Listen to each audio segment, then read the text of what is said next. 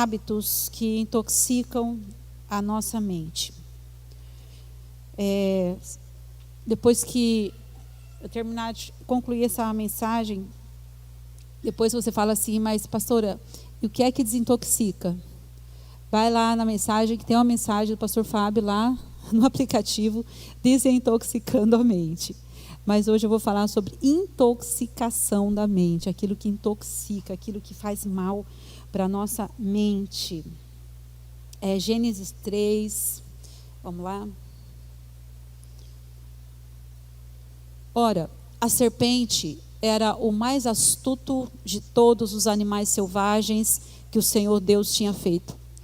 E ela perguntou à mulher: foi isto mesmo que Deus disse? Não comam de nenhum fruto das árvores do jardim. Olha só, foi isso que Deus disse? Foi? Não? Não comam de nenhum fruto das árvores do jardim. Respondeu a mulher à serpente: podemos comer do fruto das árvores do jardim. Mas Deus disse: não comam do fruto da árvore que está no meio do jardim, nem toquem nele, do contrário vocês morrerão. Disse a serpente à mulher: certamente não morrerão. Deus sabe que no dia em que dele comerem, seus olhos se abrirão e vocês serão como Deus, conhecedores do bem e do mal. Quando a mulher viu que a árvore parecia agradável ao paladar, era atraente aos olhos e, além disso, desejável para dela se obter. Olha só, ela era atraente aos olhos, 5 sentidos, né? Ela era desejável, paladar, eu posso pegar, eu posso tocar, também no pegar, no paladar, discernimento. Ela tomou do fruto, ela comeu, né? Então aqui ela usou os 5 sentidos. Comeu e deu ao seu marido, que comeu também. Os olhos dos dois se abriram e perceberam que estavam nus, então juntaram folhas de figueira para cobrir-se. Ouvindo o homem e sua mulher os passos do Senhor Deus que andava pelo jardim, quando soprava a brisa do dia, esconderam-se da presença do Senhor Deus entre as árvores do jardim. Mas o Senhor Deus chamou o homem, perguntando: onde está você? E ele respondeu: ouvi teus passos no jardim. Talvez hoje vocês ouçam a voz de Deus dizendo: onde está você? Onde está você? Estou aqui. Você pergunta para uma criança: cadê você? Aqui. Deus pergunta hoje para você que está aqui e você que está em casa: onde está você? Onde está você dentro de você? Onde é que você está? Ele te pergunta. E ele respondeu: ouvi teus passos no jardim e fiquei com medo, porque estava nu, por isso me escondi. E Deus perguntou: quem lhe disse que você estava nu? Você comeu do fruto da árvore da qual lhe proibi comer? Disse o homem: foi a mulher que me deste por companheira, que me deu do fruto da árvore e eu comi. O Senhor Deus perguntou então à mulher: que foi que você fez? Respondeu a mulher: a serpente me enganou e eu comi. O Senhor Deus fez roupas de pele, com elas vestiu Adão e sua mulher. Aqui, na verdade, nesse texto que nós lemos, está a raiz de toda destruição. Está a raiz de todos os problemas. Está a raiz de todo adoecimento. Aqui está a causa, aqui está neste episódio a causa de todo adoecimento. Então vamos lá. Vamos extrair daqui cinco hábitos que são destrutivos para a nossa mente. Primeiro hábito: dar ouvidos para cobras. Dar ouvidos para cobras. Pastora, realmente eu estou dando muito ouvido para aquela cobra da minha sogra. Aquela cobra da minha nora. Estou dando ouvido para ela. Olha, a grande problemática não está nem em dar ouvidos em si, em ouvir, entende? Não é nem o ouvir. A grande problemática, na verdade, está em acreditar, em dar ouvidos. Porque ouvir e dar ouvidos tem uma diferença. Você ouve e você decide se você vai dar ouvidos acreditando naquilo ou não. Aí é seu. Aí é de cada um. Não tem como resolver para o outro. É cada um. Ouviu, não tem como às vezes você deixar de ouvir. Ouvir alguém falando mal de você, não tem como às vezes você deixar de ouvir, não é mesmo? Porque vem os emissários, vem aqueles que vêm te falar, né? Ó, fulano falou isso de você. Ó, Bertano falou que você não presta, viu? Ó, aquela pessoa assim não é de nada não, viu? Ela falou isso de você. E aí? Você ouviu, você recebeu um comentário negativo de alguém.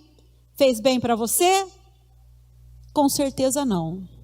Porque nós não gostamos de ouvir coisas assim, não é? Não faz bem para nós. É legal se a gente ouvisse assim, olha, aquela pessoa falou que você é do bem, aquela pessoa disse que você é uma pessoa, enfim, tudo que você imaginar de bom. E aí você fica feliz, não é? Mas quando a gente ouve que alguém disse algo de nós, a gente já fica pensativo. Tem pessoas que começam até a suar a mão, né? Assim não. Começa a dar uma taquicardia, o negócio sobe mesmo, a fúria sobe, a vontade de revidar vem, de pegar o celular e já mandar uma mensagem imediatamente para aquele ser humaninho que falou de você, que disse algo ruim sobre você. A vontade é de fazer isso. Mas aí você tem aquele momento de domínio próprio, de falar assim, aquela pessoa falou aquela coisa de mim, mas será que ela estava bem? Por que será que ela falou aquilo? Qual foi a condição que essa pessoa estava, que ela falou aquilo de mim? Ou de uma situação da minha vida? Entende? Então, nós precisamos entender que a questão não é personificar nem rotular pessoas. A questão é você identificar palavras e comportamentos que são tóxicos. Então, identifique. É verdade o que ela disse? A cobra que falou, não é a cobra em si, né? Mas aquela pessoa que foi personificada numa cobra, entende? Porque algo que não foi bom para você foi algo de uma cobra, com certeza. O inimigo usa a pessoa, gente. Ele usa. Ele usou até Pedro. Não foi não? Pedro era aquele cara. Ele era o cara. E ele um dia, Jesus falou para ele assim, você é Pedro.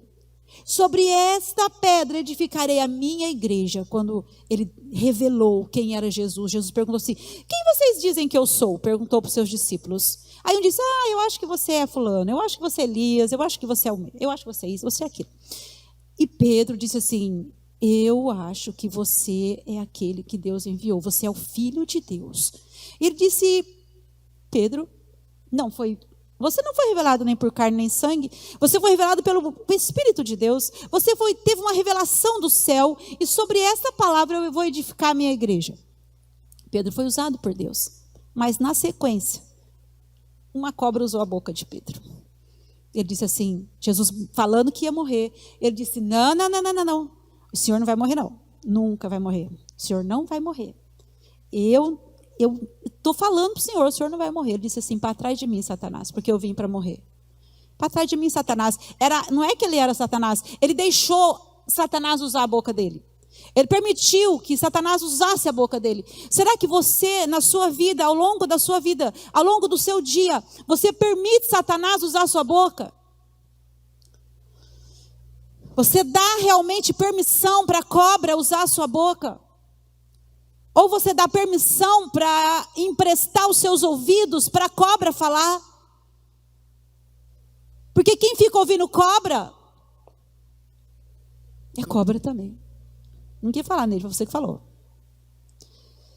Nós precisamos dar ouvidos para o Espírito de Deus.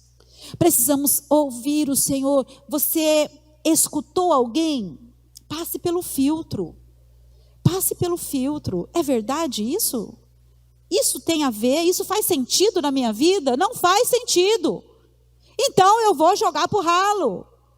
Alguém falou que você fez isso, que você fez aquilo. Faz sentido para você? Não faz. Então é uma cobra que falou, deixa para lá. Isso faz mal para a nossa mente. Faz mal para os nossos sentidos. E Deus quer a gente bem. Deus é o nosso pai, não é não? Que pai aqui quer ver o filho mal, gente? Nenhum pai que está aqui quer ver o filho mal, quer ver o filho doente, quer ver o filho na calçada, quer ver o filho mendigando. Jamais, jamais. Nenhum pai que olha para um filho assim tem prazer. Por mais que você imagine que tem, não tem. Tem tristeza, tem dor, tem lamento, tem choro, tem pranto. O nosso pai, ele quer o melhor de nós. Ele nos chama a atenção, ele nos julga, porque ele não quer que a gente seja julgado pelo mundo. Está lá em Coríntios. Ele julga a gente para que a gente não seja julgado com o mundo. Porque o julgamento dele é perfeito. O julgamento dele é certo. Não é um julgamento qualquer, é o julgamento dele na nossa vida. Segunda coisa, segunda identificação que nós fazemos aqui nesse texto. Crer em pensamentos dicotômicos. O que é um pensamento dicotômico? É o do tudo ou nada. Ou eu sou tudo, eu sou o melhor, eu sou mais bom. Eu vi a pessoa falar, eu sou mais bom. Eu sou, sabe aquela palavra, pip, dandã, o coisão. Eu sou o cara, eu sou aquele, eu sou o bom, eu sou o melhor, eu sou o melhor. Sabe, tudo, é tudo, é tudo. Ou não é nada. Eu não sou nada. Eu sou um lixo. Aliás, eu sou o cocô do cavalo do bandido. Nem isso, pior ainda. Do mosquito que foi lá no cocô e fez coisa lá. Eu sou assim. Sabe, aquele negócio, eu sou nada, nada, nada. Então, é esse pensamento dicotômico, sabe? Na terapia cognitiva comportamental, identifica esse padrão de pensamento para um fator de risco, para uma série de transtornos emocionais. Uma série de transtornos emocionais é identificada por causa deste pensamento dicotômico. É o pensamento que diz assim, eu não valo nada, eu não sou ninguém, ou eu sou tudo tem que ser do meu jeito, entende? Tudo vai dar certo, a pessoa fala assim, tudo vai dar certo, tudo na minha vida vai dar certo, tudo vai dar certo. E quando alguma coisa dá errado, ela se frustra, não dá certo, e ela entra nesse pensamento e ela fica mal. Veja bem, a serpente, ela minimiza, ela fala assim, ela é um pensamento dicotômico, ela minimiza. Ah, Deus falou que não era para comer nenhuma árvore do jardim? Nada. Ela disse, não. Aí a Eva ela já maximiza. Deus falou para não comer nenhuma árvore do jardim. E ela já aumenta. Deus falou para a gente nem tocar. Deus falou para a gente nem chegar perto. Nem sentir o cheiro. Ela aumentou. Ela fez um leque, ela abriu um leque. Não era isso que Deus tinha falado. Deus falou assim, não coma da árvore que está no jardim. Ponto. Mas quem tem um pensamento dicotômico tende a aumentar as coisas. Ampliar. Fazer crescer aquele pensamento ou aquela palavra que alguém disse para você. Faz um aumento, põe uma lupa em cima daquilo. Por exemplo, quando existe briga de casais, o casal fala assim, um dos casais que é dicotômico fala assim, você nunca me valoriza. Nunca. Nunca você me valoriza. Você nunca me escuta. Você sempre me prejudica. Um pensamento dicotômico. Porque será que nunca mesmo escuta? Será que nunca mesmo valoriza? Será que sempre mesmo prejudica? Mas naquele momento foi isso que aconteceu. Então, isso prejudica a nossa mente e a nossa saúde também emocional. Terceira coisa. Focar no que não tenho. Focar no que eu não tenho. O que a Eva tinha? Tudo. Ela só não tinha uma. árvore. O resto tudo ela tinha. Ela poderia comer de todas as árvores do jardim. Só que a palavra dela, na verdade, foi assim, a serpente falou, Deus falou para não comer nenhuma árvore do jardim? Não, nós podemos comer de todas as árvores que estão no jardim, só daquela que não podemos comer nem tocar. Então, ou seja, esse pensamento, sabe, quando a gente permite, esse pensamento é uma síndrome, sabe, eu valorizo aquilo, eu dou mais olhar, eu coloco os meus olhares muito mais naquilo que eu não possuo, do que naquilo que eu tenho, naquilo que eu já tenho. Você já tem algo na sua vida, você já tem um emprego, você tem uma esposa, você tem um marido, você tem filhos ou não? O que é que você tem?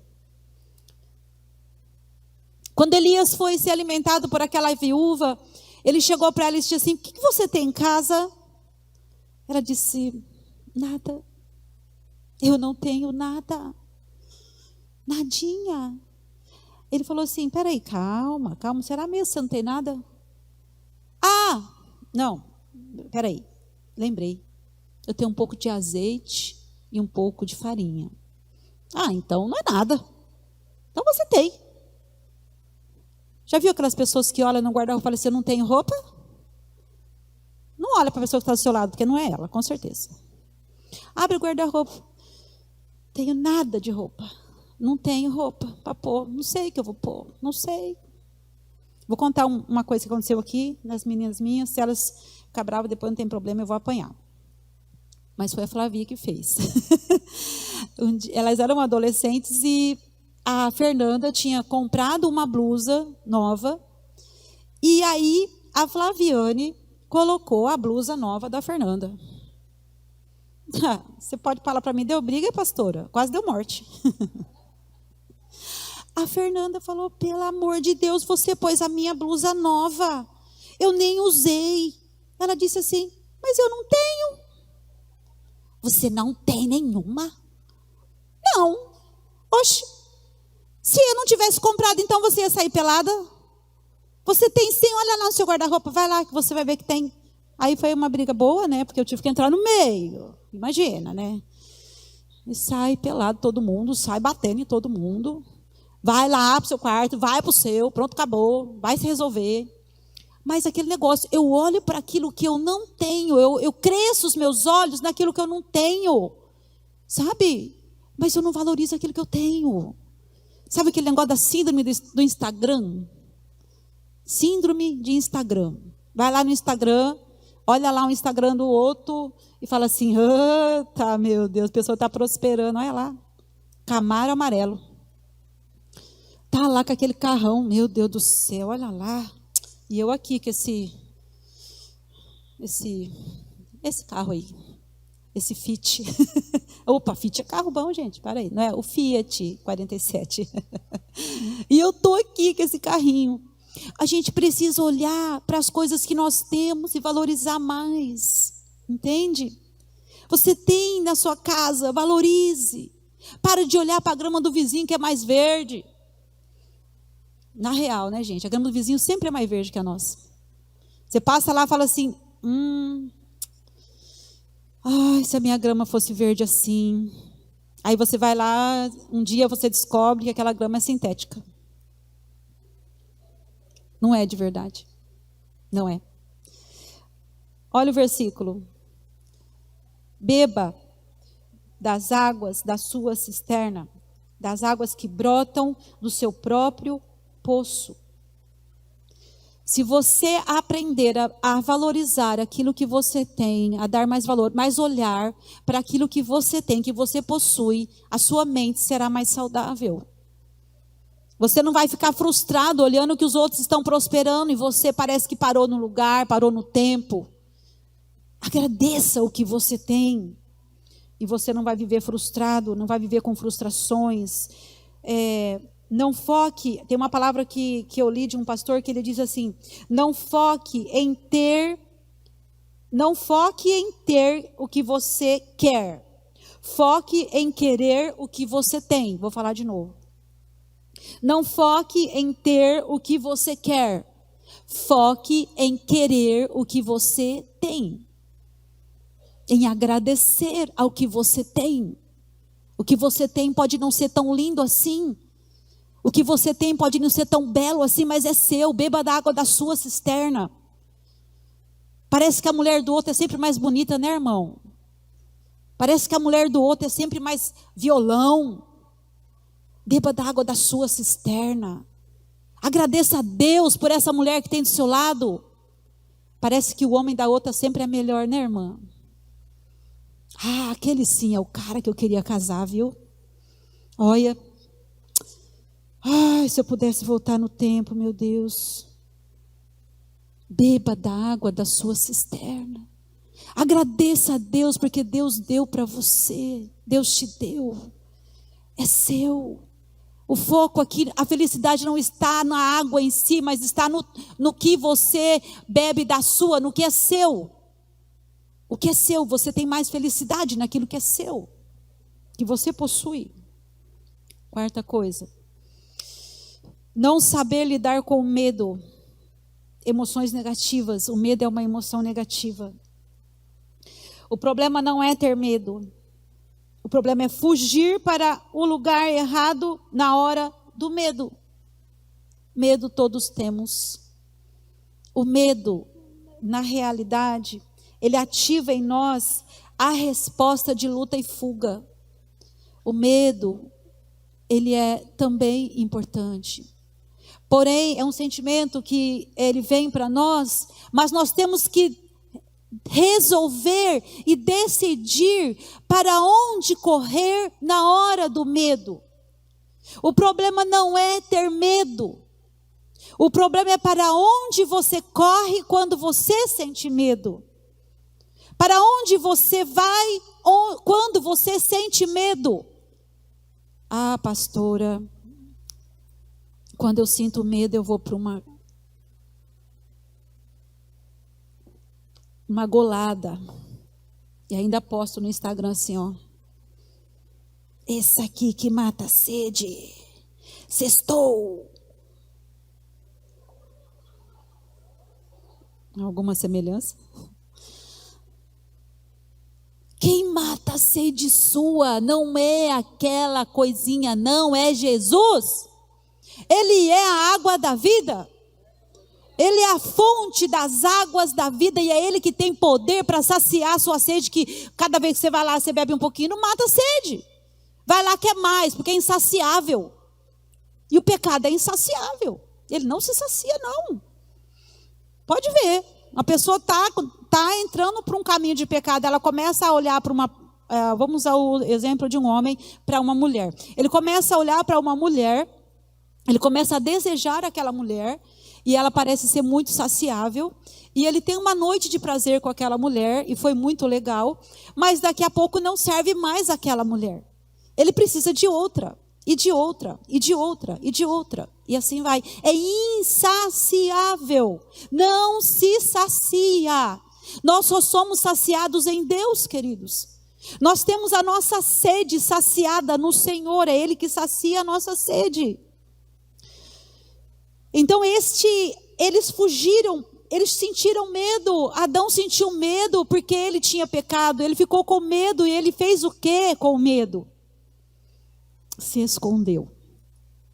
Ele se escondeu no lugar errado. Ele não deveria ter se escondido, mas ter enfrentado aquele medo e dito assim: Deus, falhei, pequei, fui mal. Mas muitas vezes nós sentimos medo e nós corremos para outras coisas, nós corremos para um grupo de amigos que não são bons, nós corremos muitas vezes para as drogas, nós corremos também para as comidas, pratos e não sei o que, eu preciso comer. E a comida também é insaciável. Você comeu ontem, está tudo bem? Encheu o pandu, né? Minha mãe falava, encheu o pandu.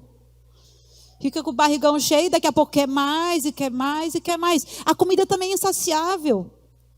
Nós precisamos comer, lógico. Mas muitas pessoas se escondem na comida. É o vício de comer. Tem que estar mastigando alguma coisa, tem que estar roendo alguma coisa. Já viu pessoas que não deixam de mascar chiclete? Ela tem que estar sempre mastigando alguma coisa. É uma sede que ela está fugindo de algo também. É igual o cigarro. Ela tem sempre que ter alguma coisa. Eu vou fumar, eu vou fazer o quê, não sei o quê. Então ela precisa estar sempre com algo, entende? Então o medo, ele ativa em nós a resposta de luta ou fuga. E é natural, na hora do medo, precisarmos ir para algum lugar. É natural, nós precisamos ir para algum lugar. Não saber usar o medo como um mecanismo de convite para correr para Deus é um comportamento destrutivo. Não saber usar o medo para um mecanismo de um convite para Deus. Porque quando eu sinto medo, entenda que é o convite de Deus chamando você para correr para Ele. É um convite de Deus falando: venha para mim. Eu tenho para você simplesmente uma resposta para esse medo. Mas não, nós não corremos para Deus, nós fugimos de Deus. Nós fazemos a contramão. Fazemos errado. Por isso, nós sofremos. Última coisa. Não saber lidar com a culpa. Existem duas formas erradas de lidar com a culpa. Ou eu vitimizo, como Adão fez e Eva, transfiro a culpa, terceirizo a culpa. Deus disse assim: o que você fez? Não foi eu que fiz, foi ela. O que você fez, mulher? Também não fui eu, foi ela. É sempre o outro. Nunca eu assumo a responsabilidade da minha culpa. Isso traz problema para a nossa mente, intoxica a nossa mente. Entenda que a culpa também é um mecanismo que me faz correr para algum lugar. E eles correram também, por causa da culpa. Mas eles correram para o lugar errado. Correram, fugiram de Deus. E existe também uma outra forma errada de lidar com a culpa, que é ruminar, agarrar a culpa.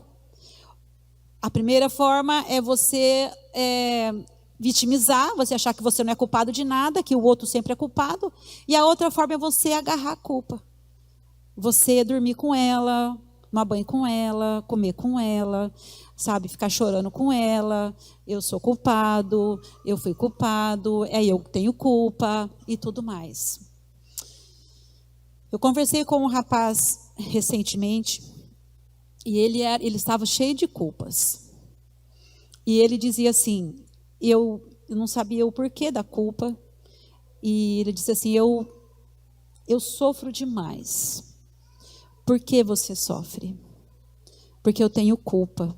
Culpa do quê? Eu tenho culpa porque o meu pai morreu. Seu pai morreu? Morreu do quê? Meu pai ele morreu num acidente. Mas por que você teve culpa? Porque no dia que meu pai morreu, eu estava junto com ele. Antes do acidente, eu despedi do meu pai e depois, na sequência, ele acidentou.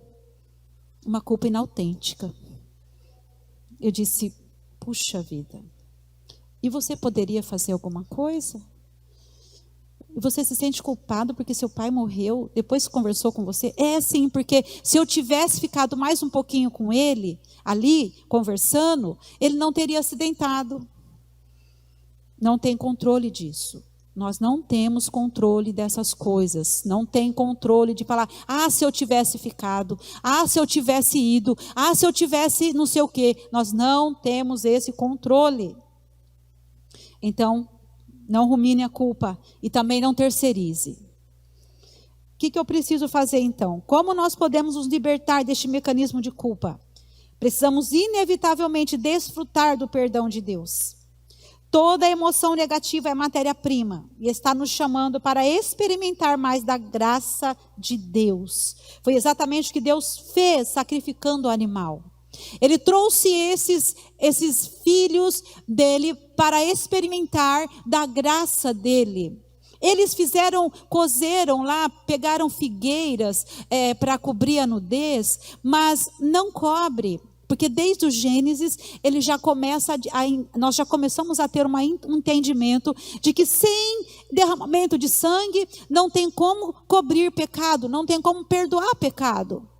Então, ele vai lá e sacrifica um animal, Deus sacrifica um animal, e daquele animal ele faz peles para cobrir a nudez deles. Então, ele estava perdoando a culpa, ele estava purificando eles naquele momento, estava trazendo perdão para aquelas pessoas que pecaram.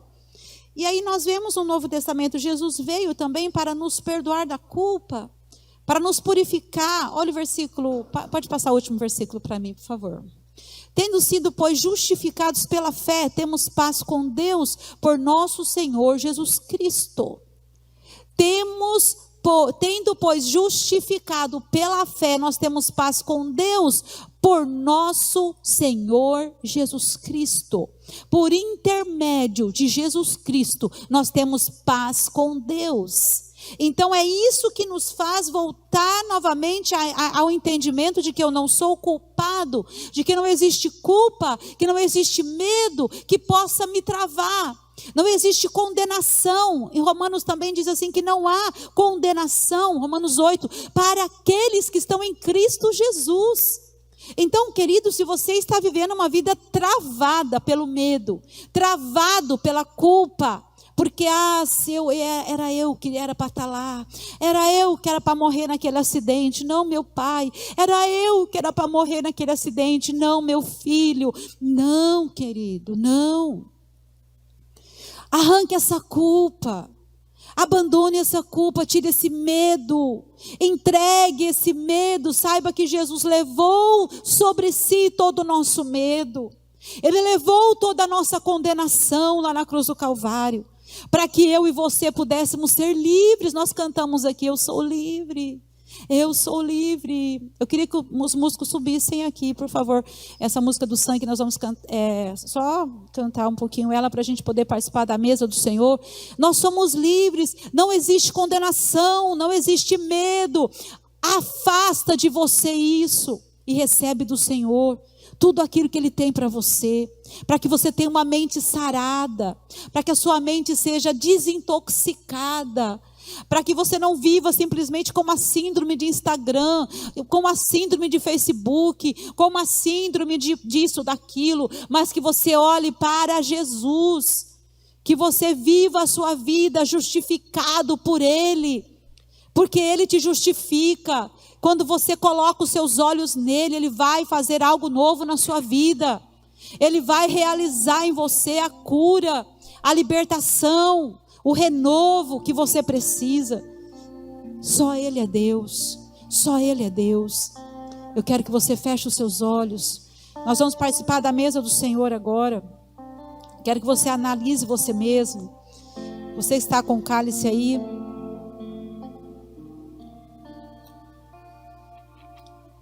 Nós temos a libertação através do sangue de Jesus.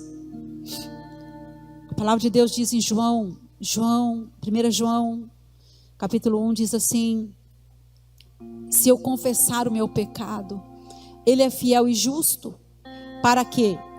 Para perdoar o meu pecado e me purificar de toda injustiça. Mas não tem como Ele me perdoar se eu não confessar. Existe o meu passo. Eu dou um passo e Ele faz o outro. Eu vou para Jesus e Ele cura a minha dor. Eu não vou me esconder dEle quando eu tiver medo, não. Eu vou correr para Ele. Eu não vou me esconder simplesmente em um copo de cerveja. Eu não vou me esconder simplesmente em um punhadinho de drogas, achando que isso vai ser a solução para o meu problema. Eu não vou me esconder simplesmente passando de um relacionamento para outro, achando que isso vai ser a cura para a minha dor. Não. Eu vou correr para Jesus. Ele tem o remédio para toda a dor. Ele tem o bálsamo. Ele tem aquilo que eu preciso, aquilo que a minha alma anseia. Porque a nossa alma, ela tem um anseio. E ela anseia por Deus. Você tem um DNA em você. O seu DNA clama por Deus. Deus fez você e você tem um DNA dele. E esse DNA é o que clama por Ele. Para volta ao jardim. Para ir de volta ao jardim. Onde é que eu me perdi? Onde eu me escondi? Por que eu saí do jardim? Por que eu fiz isso? Ou por que eu fiz aquilo? Volte ao jardim. Na viração do dia, eu tinha comunhão com meu Deus. Não me faltava nada. Eu tinha um jardim todinho à minha volta. Tudo eu podia fazer, mas uma coisa só eu não podia, mas eu fiz o que não podia. E eu perdi o jardim. Mas eu preciso de volta. Eu preciso voltar ao jardim. Volte. Volte ao jardim. Volte à sua comunhão com o Criador. Com aquele que na viração do dia, ele aparecia, ele conversava, ele nunca trouxe nenhuma condenação quando alguém falha. Pelo contrário, ele diz: vem a mim. Ele nunca disse: vai para lá. Ele tirou eles do jardim, claro, não tinha como, mas ele preparou uma libertação. E de lá para cá, nós entendemos que Deus sempre se preocupou em trazer de volta esse homem caído até Deus. Até o momento da crucificação, Deus se preocupou em trazer de volta o homem caído para a redenção, para a restauração e para a cura e para a salvação da sua alma. Porque tem uma alma dentro de você. Você não é só corpo, não. Você não é só corpo, não. Você tem uma alma dentro de você. Você tem um espírito que clama por Deus. Não é somente achar que as coisas é do seu jeito. Tem que ser do jeito de Deus. Tem que ser do jeito de Deus. Porque eu não sei o que eu quero. Uma hora eu quero uma coisa, outra hora eu quero outra. Eu não sei o que eu quero. Mas que seja do jeito de Deus.